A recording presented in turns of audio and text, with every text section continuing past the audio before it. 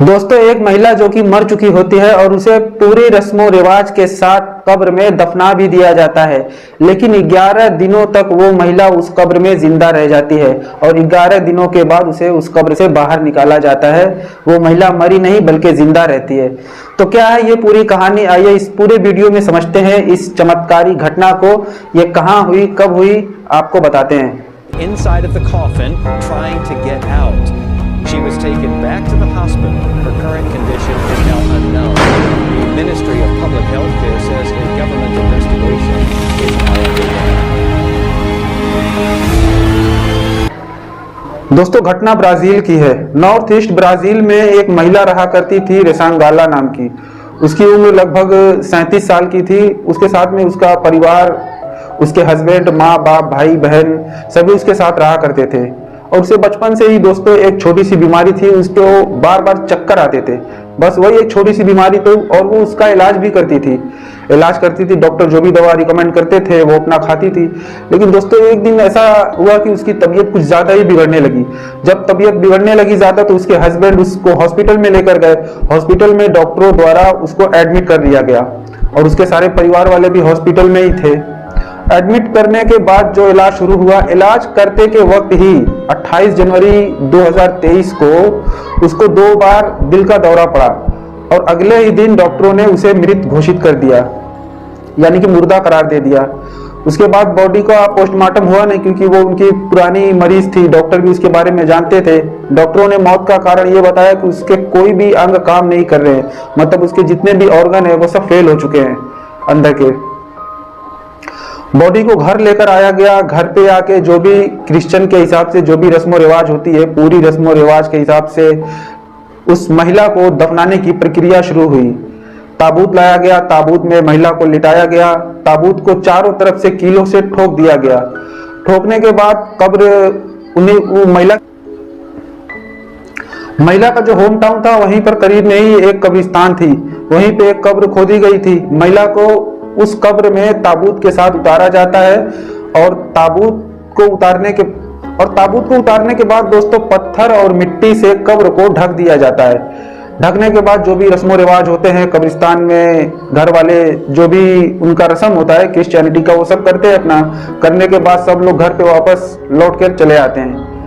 लेकिन 2-3 दिन बीतने के बाद दोस्तों जो रिया चौक कब्रिस्तान थी उसके आसपास एक बहुत बड़ी बस्ती थी। 2-3 दिन बीतने के बाद लोगों को लगा, बस्ती वालों को लगा कि यहाँ से गुजरने में, आने जाने में कोई आवाज दे रहा है, कोई बुला रहा हो, जैसे हेल्प हेल्प चिल्ला रहा हो। उन्हें समझ नहीं आ रहा था कि आवाज तो कब्रिस्तान में से ही आ रही थी, लेकिन किस कब्र से आ रही थी उन्हें ये अंदाजा नहीं लग पा रहा था। और वो बस्ती वाले सारे अलग अलग कहानियां बनाने लगे कि भाई कोई आत्मा हो सकती है, कोई डरावनी चीज हो सकती है, या कुछ भी हो सकता है। डर के मारे कोई भी वहां ठीक से आता जाता नहीं था। लेकिन 2 लोगों को दोस्तों क्या सूझी कि वो लोग छानबीन करने के लिए थोड़ा कब्रिस्तान में गए। वो देखने लगे कि किस कब्र से आवाज आ रही है और क्यों आ रही है। ये देखते देखते उन्होंने आखिर में देख ही लिया कि यही एक कब्र है जहां से आवाज आ रही है बराबर, मतलब जैसे कि हेल्प हेल्प, ऐसा कोई कह रहा है कि मुझे बचाओ, अंदर से आवाज आ रही है कब्र से। तो उन लोगों ने सोचा कि इस कब्र के जो फैमिली वाले हैं हमें इनको बताना चाहिए। तो कब्र पे क्या होता है दोस्तों कि कब्र पे सारी डिटेल मरने वाले की, उसकी फैमिली, ये कहाँ से थे, कितने साल के थे, इनके कौन रिलेटिव है, सब कुछ कब्र पे लिखा होता है। तो वहीं से उन लोगों ने उसके फैमिली को इन्फॉर्म किया। फैमिली वाले अगले ही दिन कब्रिस्तान आए। उन्होंने भी आवाज सुनी, देखी कि भाई ये क्या माजरा है, कब्र से आवाज कैसे आ सकती है। बाकायदा इसे डॉक्टरों ने चेक किया, उसके बाद मृत घोषित किया, उसके बाद इसे दफनाया गया। और इस तरह से पूरी प्रक्रिया करने के, दफनाने के बाद भी ये महिला जिंदा कैसे हो सकती है। तो परिवार वालों को लगा कि हो सकता है कुछ चमत्कार हो, या फिर ये हमसे कुछ कहना चाहती हो।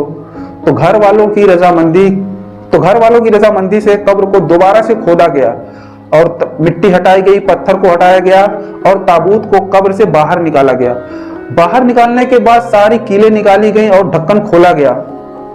ढक्कन खुलते ही दोस्तों सभी लोग, जितने भी वहां लोग थे, सब के सब चौंक गए, क्योंकि 11 दिन पहले दफन हुई रेसांगेला अभी भी उस कब्र में जिंदा थी, उस ताबूत में जिंदा थी। उसकी सांसें चल रही थी और वो नरम धीरे, मतलब धीमे धीमे आवाज में वो ये बोल रही थी, एम्बुलेंस एम्बुलेंस, या ऐसा कि एम्बुलेंस बुलाओ कोई। खैर जब ताबूत के अंदर लोगों ने देखा तो वो और भी ज्यादा चौंक गए, क्योंकि ताबूत में जगह जगह खून के धब्बे थे, कहीं पे नाखून से खरोचने के निशान हैं तो कहीं पे खून के धब्बे हैं। लोगों ने कहा कि ये क्या माजरा है, और जो रेसांगेला का जो हाथ था वो भी पूरी तरह से, दोनों हाथ दोस्तों पूरा जख्मी था, पूरा खून से लगा हुआ था, उसके सर में भी चोट थी।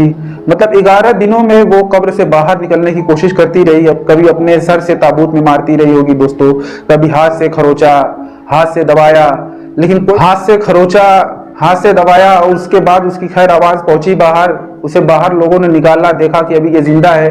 खैर उसे एम्बुलेंस में डालकर अस्पताल लेकर जाया गया, जहां पहले उसका इलाज हुआ था, उसी हॉस्पिटल में लेके गए। वहां पे डॉक्टरों ने उसका जो भी इलाज करना था उसका इलाज किया।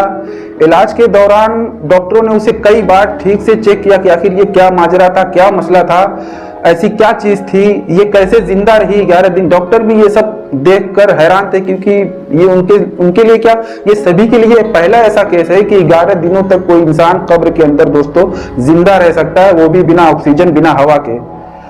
डॉक्टर उसका इलाज करते रहे, खैर जो भी करना था। अगले दिन से फिर मृत घोषित कर दिया।